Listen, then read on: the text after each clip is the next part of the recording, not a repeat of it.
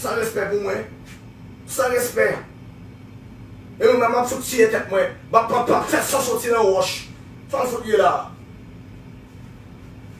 Toutes bagages sont Jeff. On a parlé Jeff. Jeff. Oui, mais on joue bien vrai.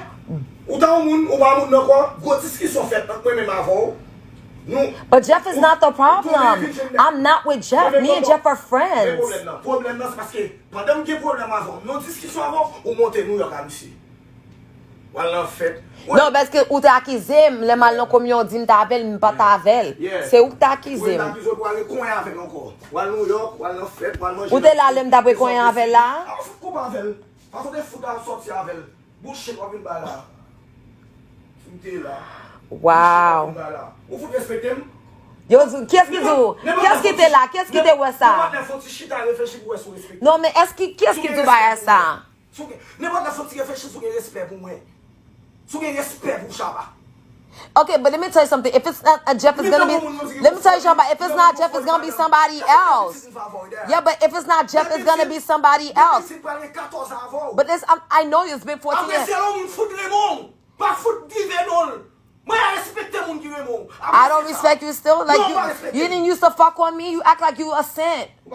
You act like you innocent. You're not innocent. Are you innocent? Okay. But I wasn't with you when I was with Jeff. We weren't together no more.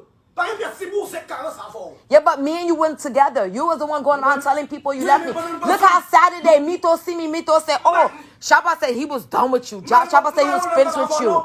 But you was telling people you were done. Okay, but if I was with Jeff, I wasn't with you. I could have done everything I wanted to do. That's what I was telling you the whole time. Wow. You still don't want to allow that we weren't together. We wasn't sleeping.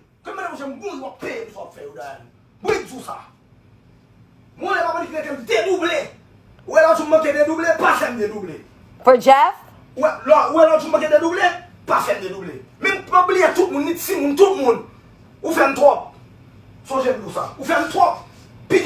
why don't you just leave me alone, Chabba?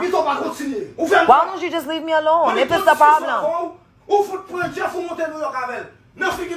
told you I went to New York with Jeff? That's what Who said I went to New York with Jeff?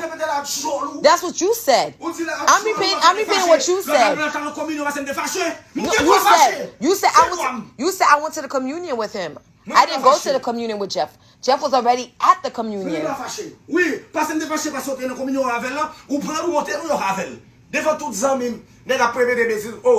Those are your people that was saying that. They don't give a fuck about you. But they don't care about you. They don't care. But they don't care about you. They don't care about you. They don't give a fuck about you.